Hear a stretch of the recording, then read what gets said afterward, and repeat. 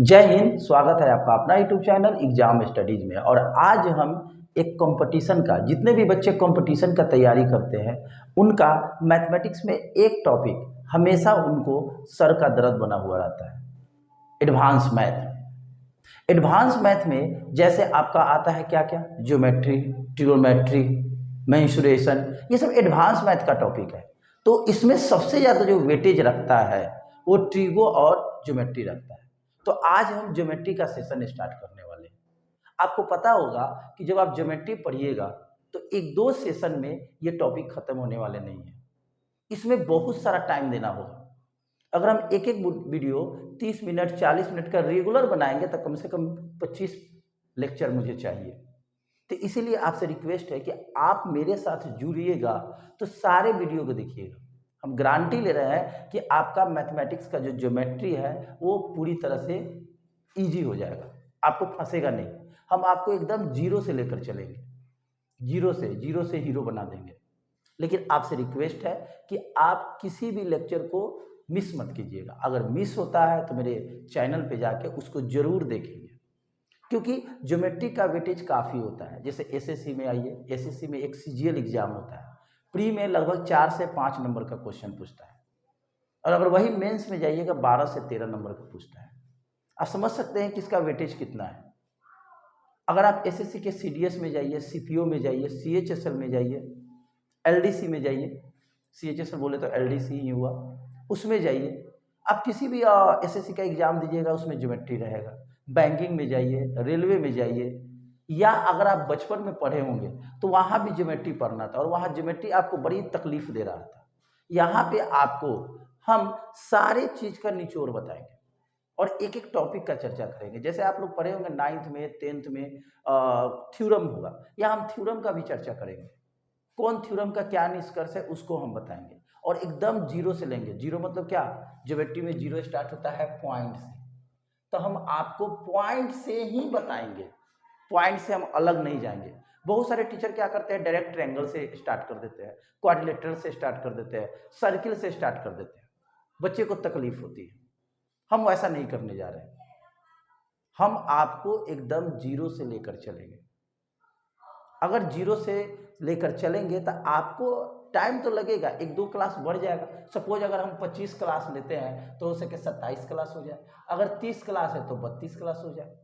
एक दो क्लास के लिए हम आपके साथ गलत नहीं करेंगे, हम आपको एकदम जीरो से लेकर चलेंगे और जीरो से लेकर जाएंगे और आपको जीरो से नीचे से उठाएंगे और सीधे आपको ऊपर बैठा के छोड़ देंगे, कि आपको किसी भी कंपटीशन में ज्योमेट्री का डर खत्म हो जाए।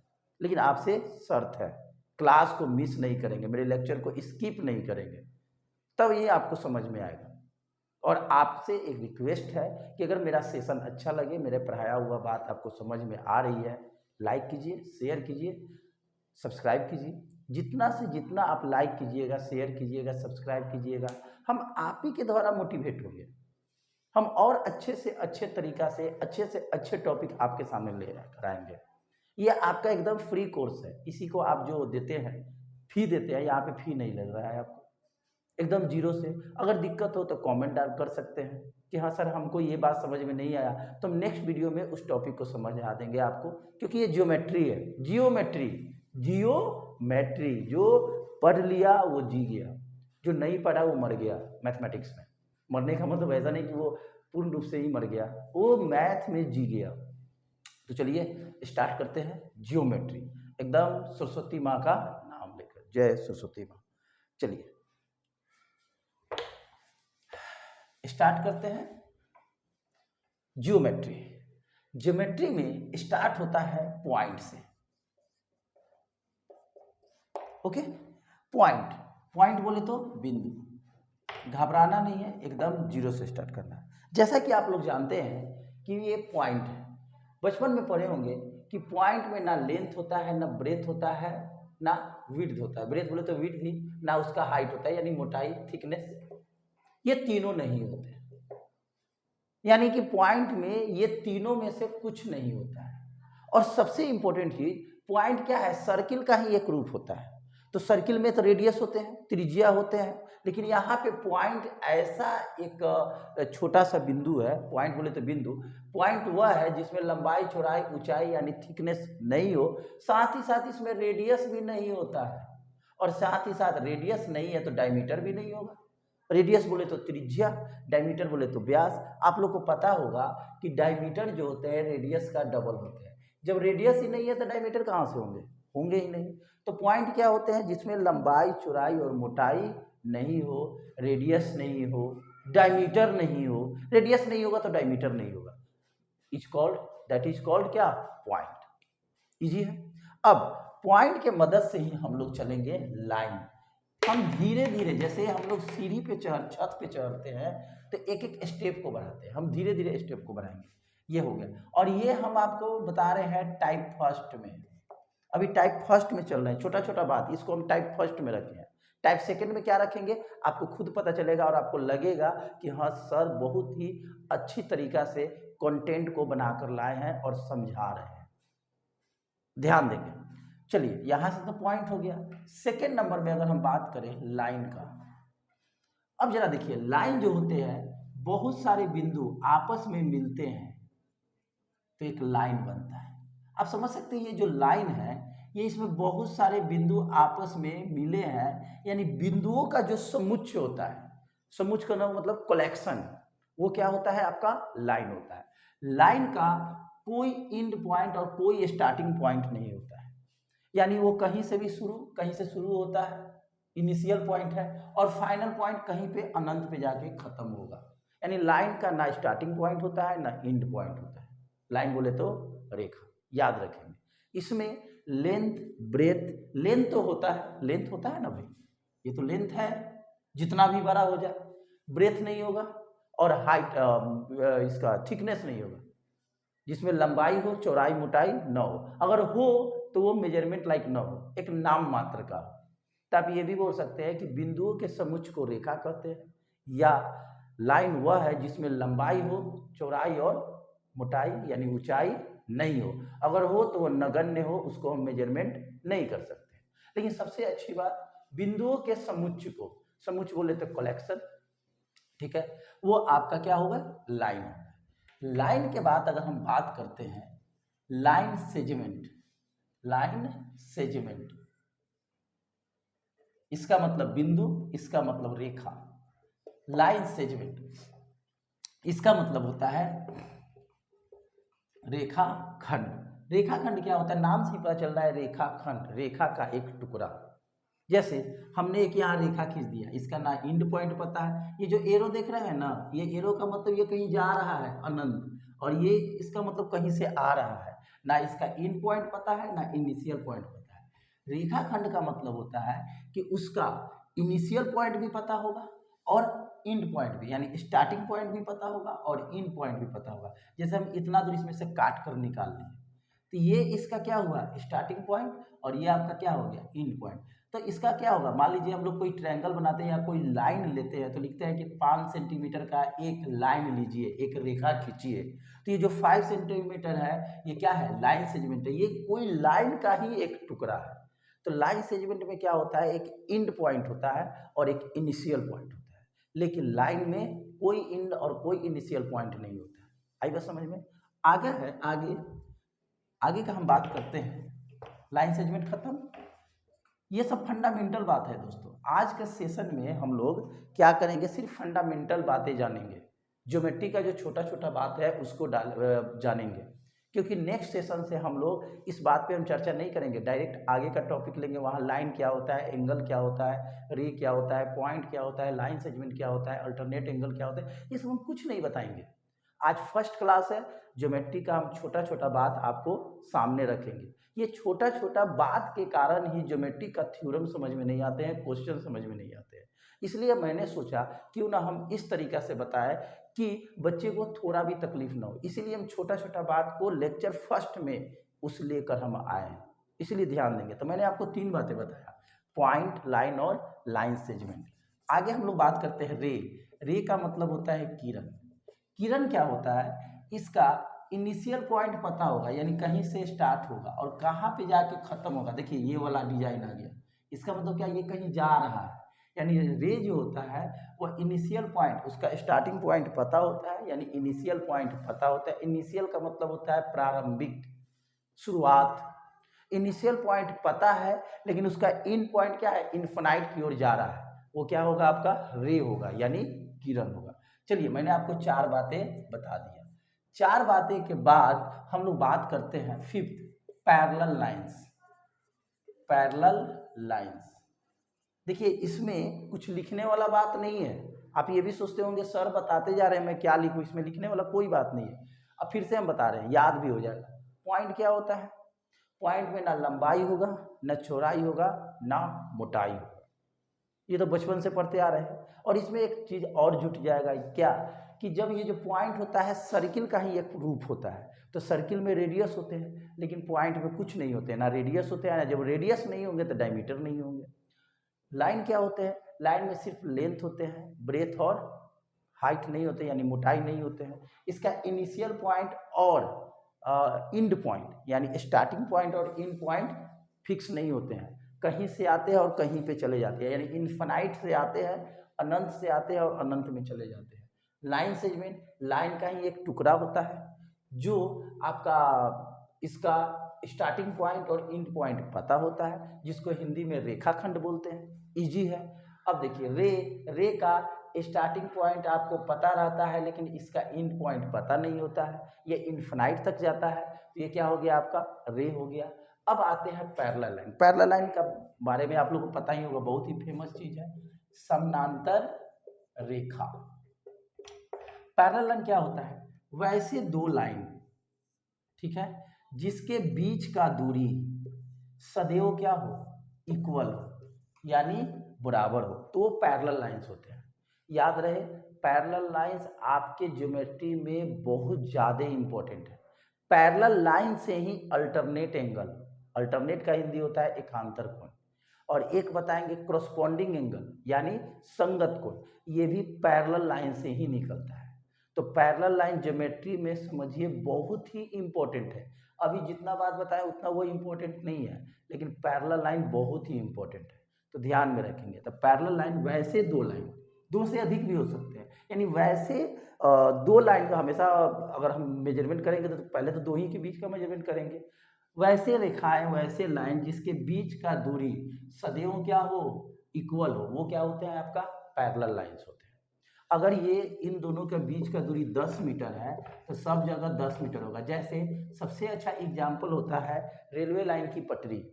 रेलवेज का जो पटरी बिछा होता है जिस पर ट्रेन दौड़ती है, उसके बीच का दूरी सदैव क्या हो गया, इक्वल हो गया। ऐसा नहीं कि आपके घर के सामने अगर पटरी है तो वो 10 मीटर है, वो मीटर गेज का जो होता है लेंथ, वो आगे जाके मीटर गेज से जाके नैनो गेज नहीं बन जाएगा।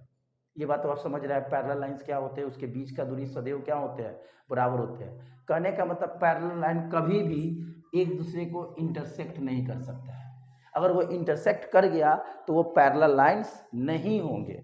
पैरेलल लाइंस का मतलब ही होता है कि वो इंटरसेक्ट एक दूसरे को कभी नहीं करेगा। इंटरसेक्ट कर जाएगा तो वो पैरेलल लाइंस नहीं होंगे। ओके, चलिए भाई, हमने ये भी समझ लिया कि पैरेलल लाइंस क्या होते हैं। उसके बाद हम लोग बात करते हैं next, perpendicular lines. Perpendiculars, perpendicular lines, perpendiculars lines.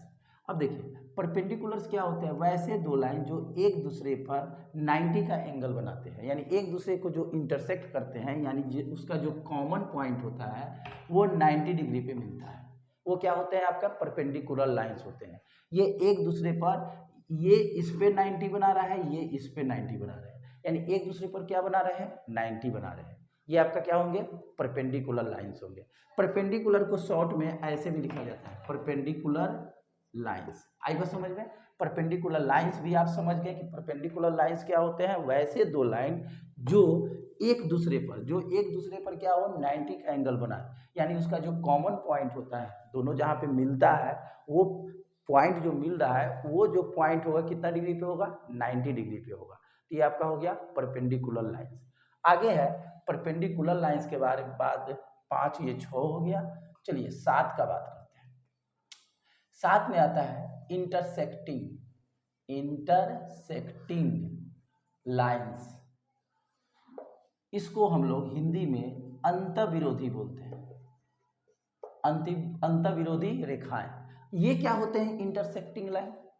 ये भी इंपॉर्टेंट है, बार बार आपके क्वेश्चन में आएंगे कि दो लाइन आप एक दूसरे को इंटरसेक्ट करते हैं, एक पॉइंट पर इंटरसेक्ट करते हैं यानी काटते हैं, यानी अंतविरोधी होते हैं, ऐसा भी क्वेश्चन आएगा। इंटरसेक्टिंग लाइन क्या होते हैं कि वैसे दो लाइन जो किसी एक पॉइंट पे कहीं ना कहीं जाके एक दूसरे को काटता है, कहीं ना कहीं जाके, और जहां काटेगा यहाँ पे मान लो कोई पॉइंट ओ है, यानी ये दो लाइन एक दूसरे को कहीं काट रहा है, तो जो कट गया तो क्या हो गया, इंटरसेक्ट कर गया, और जहां पे कटता है उसको इंटरसेक्शन पॉइंट बोलते हैं, इंटरसेक्शन पॉइंट, प्रतिच्छेदित बिंदु, इसको क्या बोलेंगे, प्रतिच्छेदित, प्रतिच्छेदित बिंदु। आई बात समझ में, जहां पे इंटरसेक्ट कर रहा है तो ये इंटरसेक्शन पॉइंट है, यानी ये क्या है, कॉमन है, इस लाइन पर भी है और ये इस लाइन पे, ये इंटरसेक्टिंग हो गया, यानी प्रतिच्छेदित बिंदु है। आई बात समझ में, प्रतिच्छेदित बिंदु, जैसे क्वेश्चन में रहेगा ए बी रेखा है, सी डी रेखा है, एक दूसरे को प्रतिच्छेदित करती है, इंग्लिश में इंटरसेक्ट करती है, तो वहां पे ये नहीं समझेंगे भाई ये प्रतिच्छेदित क्या होता है, इंटरसेक्शन क्या होता है। आई बात समझ में। अगला है 8 नंबर में कॉन्करेंट लाइन, कॉन्करेंट लाइंस, इसको हिंदी में बोलते हैं समवर्ती, समवर्ती रेखा। अब आइए समवर्ती का मतलब क्या होता है, जैसे इंटरसेक्टिंग में दो लाइन आपस में एक पॉइंट पे मिलता है, इस तरह से एक पॉइंट पे दो लाइन, लेकिन जब दो लाइन से अधिक मिले, एक ही पॉइंट पे कटे, मिले नहीं कटे, दो लाइन से अधिक अगर एक ही पॉइंट पे करता है तो वो वैसे लाइंस को हम लोग कॉन्करेंट बोलते हैं। जैसे यहाँ पे एक पॉइंट बना दिए, इधर से एक रेखा लाए, सॉरी ये इधर से एक रेखा लाए, एक इधर से लाए, यहाँ कटा, तो अब ये इन दोनों एक, ये जो लाइन है एक दूसरे का क्या कहलाएगा, intersection, intersection line, intersect line कहलाएगा, आई पास में इंटरसेक्टिंग लाइन कहलाएगा। लेकिन दो से अधिक हो जाए, मान लीजिए यहाँ पे एक और लाइन ला दे, यहाँ पे एक लाइन ला दे, यहाँ पे लाइन ला दे, यहाँ पे कर दे, यहाँ पे कर दे, तो यहाँ पे क्या है, दो से अधिक एक ही पॉइंट पे क्या कर रहा है, कट कर रहा है। अगर दो पॉइंट कट करेगा तो उसको इंटरसेक्टिंग लाइंस बोलेंगे, अगर दो से अधिक हो जाएगा तो उसको कनकरेंट बोलेंगे। क्या बोलेंगे, कनकरेंट बोलेंगे। आई बात समझ में, दो लाइन कट रहा है तो इंटरसेक्टिंग, दो से अधिक कट रहा है तो उसको कनकरेंट बोलेंगे, समवर्ती रेखाएं बोलेंगे। उम्मीद है कि मेरी बात आपको समझ में आ रही होगी। अब आइए, ये आपका टाइप फर्स्ट हो गया। हमने टाइप फर्स्ट में क्या क्या बताया, पॉइंट, लाइन, लाइन सेगमेंट, रे, रे के बाद आपको हम बताएं क्या, parallel lines, perpendicular lines, intersecting lines, concurrent lines. इतना सारा टाइप फर्स्ट में मैंने रखा, यानी पॉइंट के बारे में, रेखा के बारे में, पॉइंट बोले तो बिंदु, लाइन का मतलब रेखा, लाइन सेगमेंट का मतलब क्या हो गया, रेखा खंड हो गया, पैरेलल लाइंस का मतलब क्या हो गया, समानांतर रेखा हो गए, परपेंडिकुलर लाइंस का मतलब क्या होते हैं, लंबवत रेखाएं हो गए, अगर इंटरसेक्टिंग लाइंस का मतलब अंतर्विरोधी रेखाएं हो गए, कॉन्करेंट लाइंस का मतलब समवर्ती रेखाएं हो गए। मैंने आपको इतना सारा बात बता दिया टाइप फर्स्ट में। ये ज्योमेट्री का समझिए ना, जैसे बच्चे जन्म लेते हैं तो शुरू में क ख ग पढ़ाया जाता है, ओ आई कहारा, उसके बाद ABCD ये सब पढ़ाकर उसको आगे की ओर बढ़ाया जाता है। तो ज्योमेट्री में आप समझिए तो जन्म ही ले रहे हैं, इसीलिए मैंने ये छोटा छोटा बात आपके सामने लेकर आए हैं। चलिए आगे बढ़ते हैं। ये आपका टाइप फर्स्ट हुआ।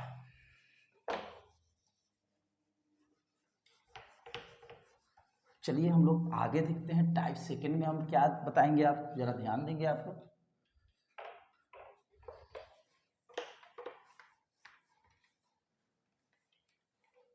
चलिए टाइप फर्स्ट में तो हमने इतना सारा बात बता दिया, टाइप सेकंड में हम स्टार्ट करते हैं एंगल से। ओके,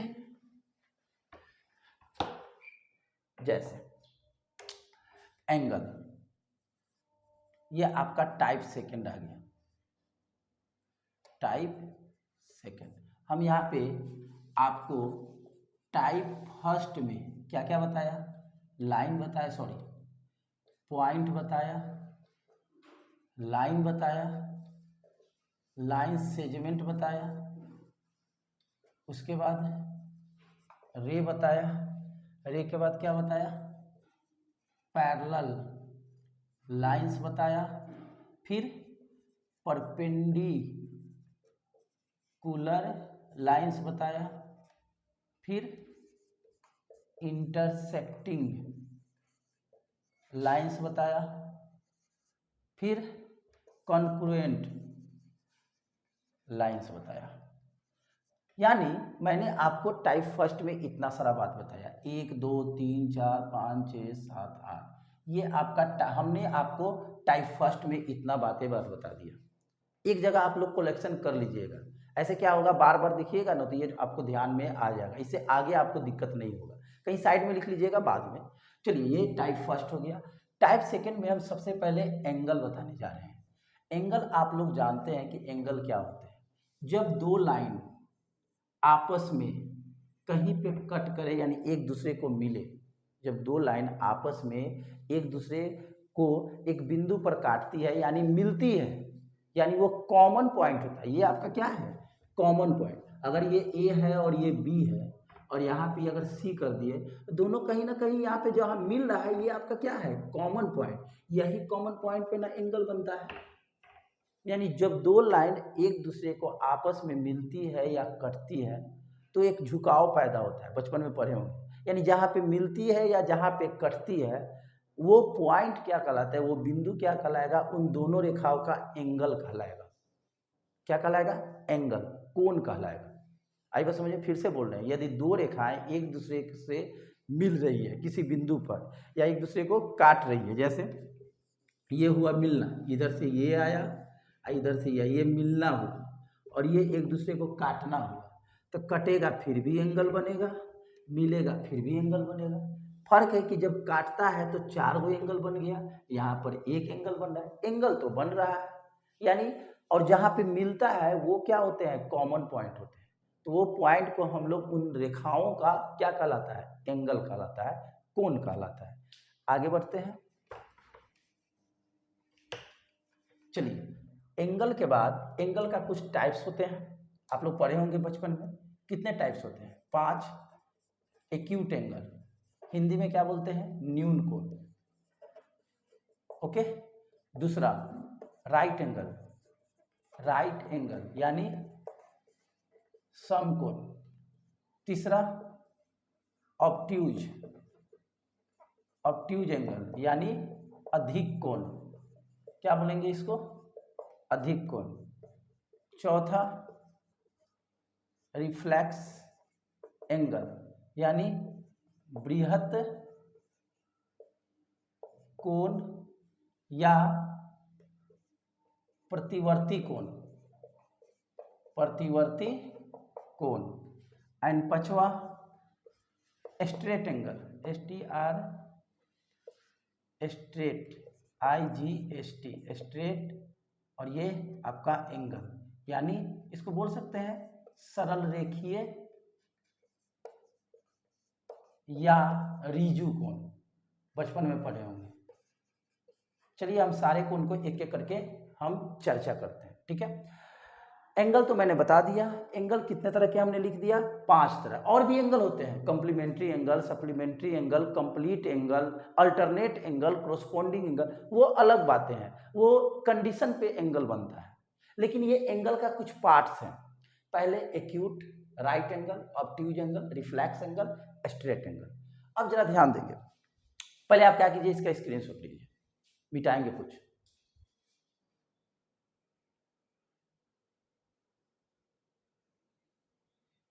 चलिए ये आपका टाइप सेकंड है, थोड़ा सा एंगल और नीचे लिख लीजिए, यहाँ पे लिख देते हैं, ये आपका एंगल बता रहा है। स्क्रीनशॉट ले लीजिए, वो थोड़ा सा वीडियो कट रहा था। चलिए अब आपने स्क्रीनशॉट इधर वाला तो ले लिए कि ये टाइप फर्स्ट में मैंने इतना बताया। अब टाइप सेकंड में देखिए, टाइप सेकंड में हम क्या बताने जा रहे हैं। अब देखिए टाइप सेकंड में मैंने एंगल का चर्चा कर दिया और एंगल 5 तरह के। न्यून कोण, न्यून कोण जो होते हैं 0 से बड़ा होंगे। मान लो एंगल को हम लोग थीटा से जनरली डिनोट करते हैं, ये कौन सी का साइन है? थीटा का। तो थीटा जो होते हैं 0 से बड़ा होते हैं और इसमें क्या होते हैं 90 से छोटा होते हैं। यानी एक्यूट एंगल वैसा एंगल है जो 0 से बड़ा होगा और 90 से क्या होगा? छोटा होगा। जैसे 30 डिग्री, 45 डिग्री, 60 डिग्री, 70 डिग्री, सब क्या है? एक्यूट एंगल है। ये इसका सिंबल हो गया। थीटा 0 से बड़ा और 90 से क्या हो जाएगा? छोटा हो जाएगा। अगर हम समकोण का बात करें तो इसमें एंगल कितने, एक एंगल कितने डिग्री के बराबर होंगे? 90 डिग्री। यानी इसमें एंगल क्या होंगे? 90 डिग्री के बराबर होंगे। नाम से पता चल रहा है। जैसे हम यहाँ पे ऐसे कर दिए, ये क्या बना रहा है? समकोण बना रहा है। तो समकोण में क्या होता है? एंगल कितना डिग्री का होता है? 90 डिग्री। ऑब्ट्यूज क्या होता है? वो एंगल जो होंगे 90 से बड़ा होंगे और 180 से क्या होंगे? छोटा होंगे, तो वो क्या कहलाएंगे? अधिक कोण। 90 से बड़ा और 180 से बड़ा, मिस्टेक हो गया, सॉरी भाई, 90 से बड़ा और 180 से छोटा। थीटा जो होंगे 90 से बड़ा और 180 से क्या होंगे? छोटा होंगे, तो वो क्या कहलाएंगे? आपके अधिक कोण। अधिक कोण की बात करते हैं रिफ्लेक्स एंगल यानी बृहद कोण और प्रतिवर्ती कोण। लेकिन इसको बताने से पहले इसको हम बताते हैं। स्ट्रेट लाइन क्या होते हैं? जब कोई रेखा पर 180 का एंगल बनता है, इसको क्या बोलते हैं? ये जो एंगल बनेगा किसी भी रेखा पर, तो क्या बनते हैं? वो क्या होते हैं? आपका स्ट्रेट एंगल होते हैं, सरल रेखीय कोण बोलते हैं या बृहद एंगल कहते हैं। और यही अगर पूरा चक्कर मारता है तो ये 180 और नीचे वाला 180 पूरा एक चक्कर मारता है तो कितना डिग्री हो जाता है? 360 डिग्री। तो आपका जो ये जो एंगल है रेखीय कोण, सरल रेखीय कोण, ये एंगल कितना डिग्री का होता है? एक रेखा पर कितना का एंगल बनाते हैं? अगर यहाँ 180 है तो यहाँ भी 180, कहीं भी आप मेजरमेंट करेंगे तो ये एंगल कितना डिग्री का होगा? 180। आई बात समझ में? अब जरा देखिए रिफ्लेक्स और बृहद कोण क्या होता है। जैसे ये है, ये आप जो एंगल देख रहे हैं ये आपका क्या है? न्यून कोण। यह क्या है? न्यून कोण। न्यून कोण कैसे है? क्योंकि ये सपोज करो ये ऐसे रहता है सीधा तो 90 डिग्री होता है। अगर बीच में से हम ऐसे ले जाते हैं 45 होगा, थोड़ा सा और नीचे मान ले जाएंगे तो क्या होगा? लगभग 30 डिग्री होगा। यानी ये क्या है? आपका 30 डिग्री है। तो जरा सोचिए अगर इसको हम गोल कर दे तो पूरा एंगल कितना बनेगा? 360। तो अगर ये 30 होगा तो ये पूरा एंगल कितना कहलाएगा? 330 डिग्री। तो 330 डिग्री कहलाया। कहने का मतलब ये है कि आपका जो बृहद कोण होता है यानी प्रतिवर्ती कोण, इंग्लिश में रिफ्लेक्स एंगल बोलते हैं, ये एंगल क्या होते हैं? 180 से हमेशा बड़ा होंगे और 360 से क्या होंगे दोस्तों? छोटा होंगे। समझ सकते हैं? फिर से समझा रहे हैं। जैसे आपके सामने सपोज कीजिए ये 40 डिग्री बन रहा है, ये जो एंगल है इस एंगल से क्या है? बड़ा है यानी बृहद हो गया। और प्रतिवर्ती मतलब क्या? इसके अपोजिट है, रिफ्लेक्स कर रहा है। जैसे आप लोग लाइट में पढ़े होंगे, फिजिक्स में एक चैप्टर पढ़े होंगे परावर्तन। तो परावर्तन का इंग्लिश क्या होता है? रिफ्लेक्ट, रिफ्लेक्शन, यानी रिफ्लेक्ट करता है। तो यहाँ पे क्या है? ये 40 डिग्री का रिफ्लेक्शन ये पूरा आ रहा है 320 डिग्री।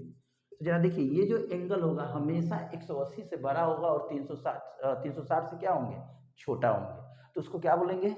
रिफ्लेक्स यानी बृहद कोण या प्रतिवर्ती कोण। कोण का बारे में आप समझ रहे होंगे कि कोण क्या होता है। कोण 5 तरह के होते हैं। न्यून कोण जो 0 से बड़ा, 90 से छोटा। समकोण जिसका कोण का वैल्यू कितना होगा? एक कोण का वैल्यू 90 डिग्री होगा। अधिक कोण 90 से बड़ा, 180 से छोटा। सरल रेखीय कोण जो एक रेखा पर 180 का कोण बनाता है। और एक होते हैं प्रतिवर्ती कोण, रिफ्लेक्स एंगल। ये क्या होंगे? 180 से बड़ा और 360 से छोटा। ये एंगल का कुछ पार्ट हुआ। आई बात समझ में? चलिए आपको ये सब आप लिख सकते हैं, जो बगल में बराबर करके लिखे हैं आप ये लिख लीजिए।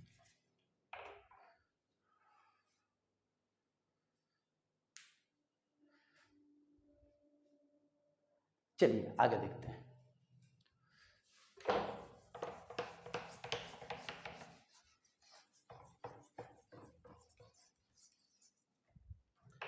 जैसे आपको हमने टाइप फर्स्ट में बताया, टाइप सेकंड में भी बता दिया। अब हम लोग बात करेंगे एक और बात, टाइप थर्ड का। किसका दोस्तों?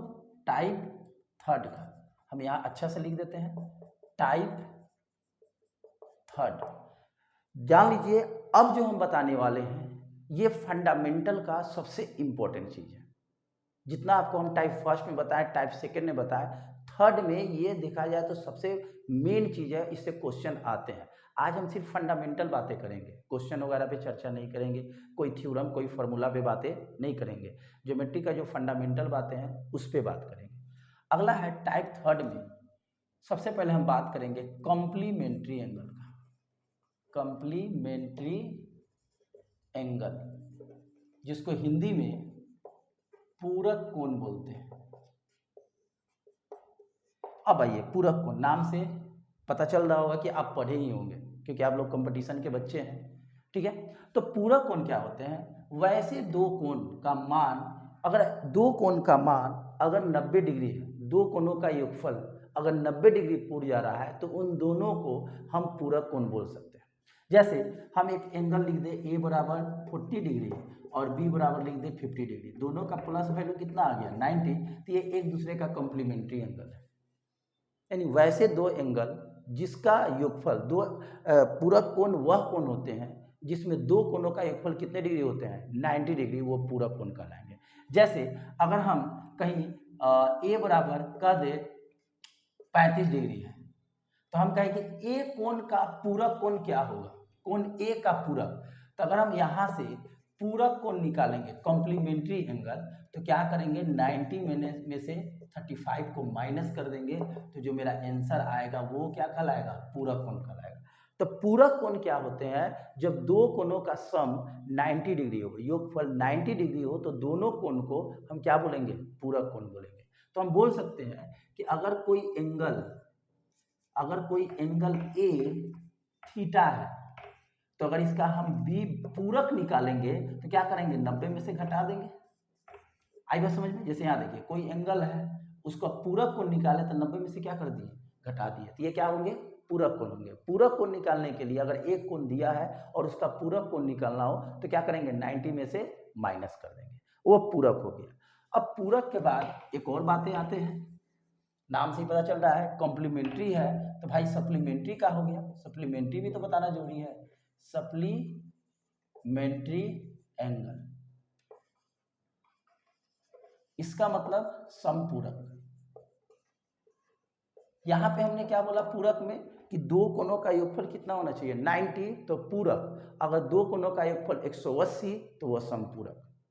मैंने क्या बोला कि दो कोणों का योगफल 90 तो पूरक, अगर योगफल 180 आ गया तो सप्लीमेंट्री। जैसे कोई एंगल दिया है ए बराबर सपोज 50 डिग्री, हम कहें कि इसका पूरक कोण क्या होगा, तो 180 में से घटा देंगे, तो कितना डिग्री हो जाएगा 130। कहने का मतलब अगर कोई एंगल थीटा दिया हुआ है, अगर हम कहें कि यहाँ से इसका समपूरक निकालें तो 180 में से क्या कर देंगे, माइनस कर देंगे, तो ये आपका क्या हो जाएगा, समपूरक हो जाएगा। आई बात समझ में? चलिए आप लिख सकते हैं। आगे ये हमने आपको दो बातें और बता दिया, कॉम्प्लीमेंट्री सप्लीमेंट्री। अभी हम लोग टाइप थर्ड में चल रहे हैं।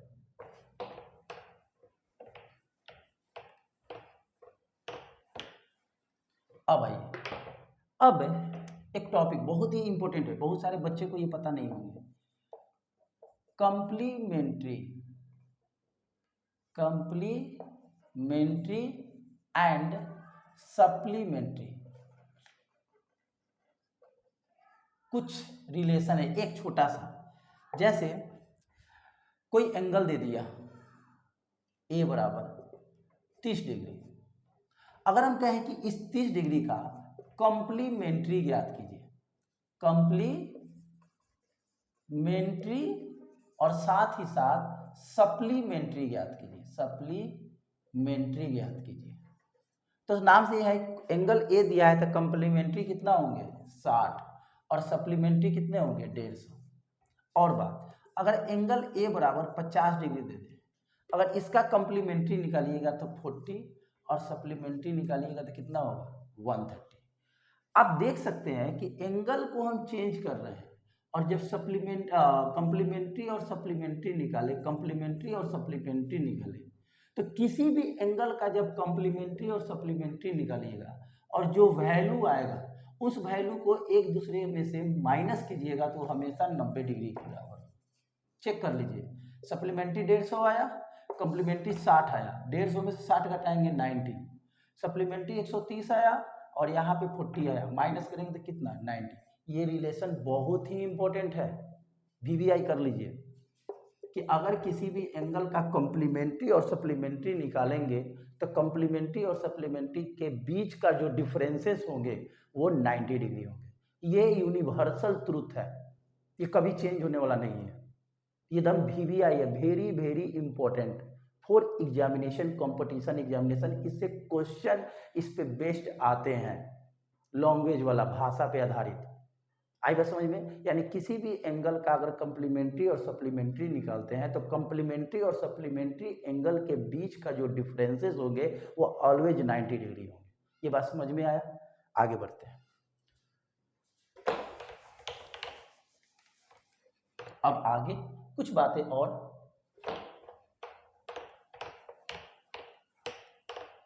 चलिए आगे में एक और टॉपिक छोटा सा बताएंगे, वर्टिकली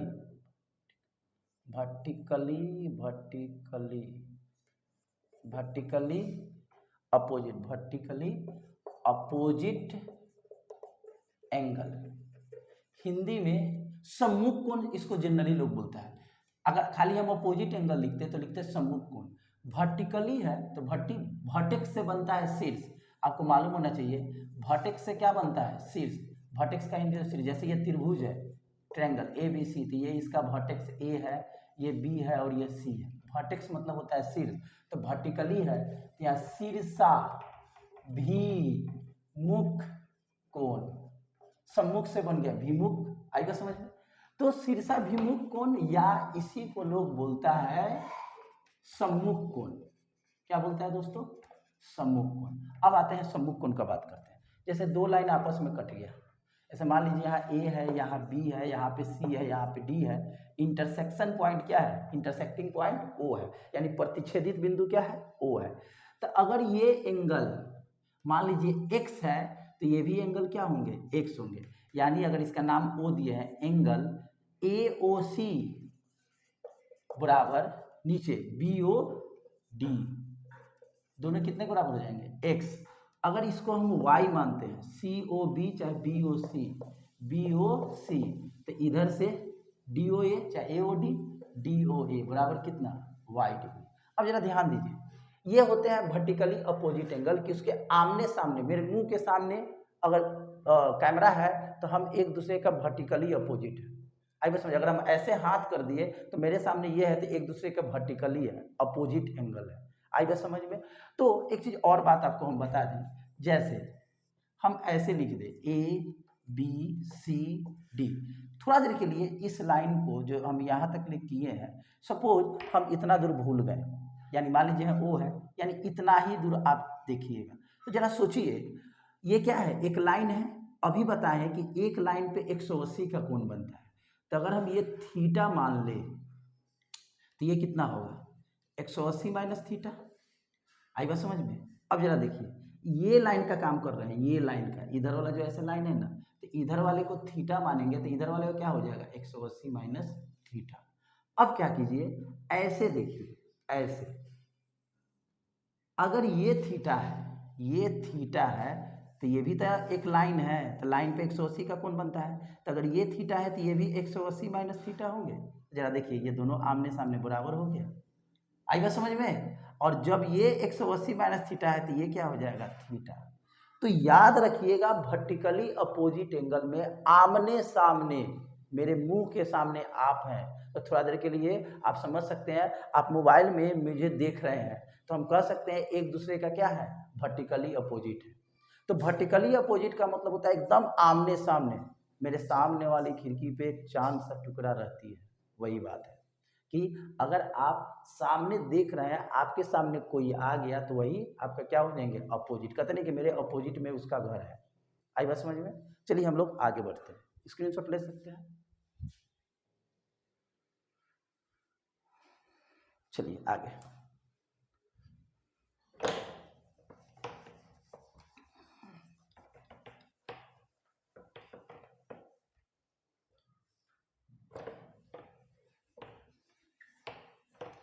अगला टॉपिक है आपका छोटा सा एडजेसेंट एंगल, एडजेसेंट एंगल, ये आपका आज का लास्ट टॉपिक होगा, फिर हम आगे बताएंगे। एडजेसेंट एंगल क्या होते हैं? वैसे दो एंगल जिसके बीच का एक रेखा क्या हो, कॉमन हो। जैसे यहाँ O है, यहाँ A है, यहाँ B है, यहाँ C है। अगर हम इस एंगल का बात करें तो क्या है, AOB, AOB ये वाला एंगल। अगर हम इस एंगल का बात करें तो BOC। अब आप यहाँ पे देख सकते हैं दोनों एंगल में ये वाला जो लाइन है कॉमन है, OB। तो ऐसे एंगल को हम लोग एडजेसेंट एंगल कहते हैं, आसन्न कोण कहते हैं। आई बात समझ में? ऐसे एंगल को क्या बोलेंगे, एडजेसेंट एंगल। उम्मीद है कि आपको मेरी बातें समझ में आ रही होगी। हमने आपको क्या क्या बताया, रफली में एक बार समझ लीजिए। जैसे टाइप फर्स्ट में क्या क्या बताया, फिर से हम लिख दे रहे हैं। टाइप फर्स्ट में सबसे पहले मैंने आपको पॉइंट बताया, पॉइंट के बाद क्या बताया, लाइन, लाइन के बाद क्या बताया, लाइन सेगमेंट, लाइन सेगमेंट के बाद क्या बताया, रे बताया, रे के बाद क्या बताया, पैरेलल लाइंस बताया, पैरेलल लाइंस के बाद क्या बताया, परपेंडिकुलर लाइंस बताया। इसके बाद क्या बताया, इंटरसेक्टिंग लाइंस बताया, इंटरसेक्टिंग के बाद कॉन्क्रुएंट बताया। ये आपको क्या था, टाइप फर्स्ट में था। टाइप फर्स्ट के बाद जब हम टाइप सेकंड का चर्चा किए तो टाइप सेकंड में आपको हमने क्या क्या बताया, टाइप सेकंड में सबसे पहले बताया एंगल, एंगल के बाद आपको बताया एंगल का कुछ पार्ट, क्या क्या पार्ट थे, एक्यूट एंगल, एक्यूट एंगल के बाद राइट एंगल, राइट एंगल के बाद एंगल में आपका पहला टाइप था एक्यूट, दूसरा राइट, तीसरा में बताए होंगे ऑब्ट्यूज, ऑब्ट्यूज, ऑब्ट्यूज के बाद बताए होंगे स्ट्रेट, STRIGHT, स्ट्रेट एंगल बताए होंगे। स्ट्रेट के बाद क्या बताए होंगे, रिफ्लेक्स बताए होंगे, ठीक है। उसके बाद हम लोग टाइप थर्ड में आ गए थे। किस में आ गए थे दोस्तों, टाइप थर्ड में। अगर हम टाइप थर्ड का बात करें तो टाइप थर्ड में सबसे पहले हमने आपको बताया कॉम्प्लीमेंट्री एंगल, ये बताया। सेकंड में क्या बताया, सप्लीमेंट्री, सप्लीमेंट्री एंगल बताया। थर्ड में आपको हमने बताया कॉम्प्लीमेंट्री और सप्लीमेंट्री को साथ में लेकर कि किसी भी एंगल का कॉम्प्लीमेंट्री और सप्लीमेंट्री निकालिएगा तो उसके बीच का जो डिफरेंसेस होंगे हमेशा 90 होंगे, ये थर्ड में बताया। फोर्थ में आपको वर्टिकली अपोजिट एंगल बताया और 5 में बताया एडजेसेंट एंगल, ये बताया। तो आप समझ सकते हैं सेशन फर्स्ट में ज्योमेट्री पढ़ने के लिए इतना सारा फंडामेंटल पॉइंट्स है। उम्मीद है कि मेरी बातें आपको समझ में आ रही होगी। पसंद आए तो लाइक कीजिए, दोस्तों में शेयर कीजिए, सब्सक्राइब कीजिए। मिलते हैं नेक्स्ट वीडियो में, तब तक के लिए नमस्कार। अगला वीडियो ज्योमेट्री का लेक्चर 2 लेकर आएंगे। नमस्कार।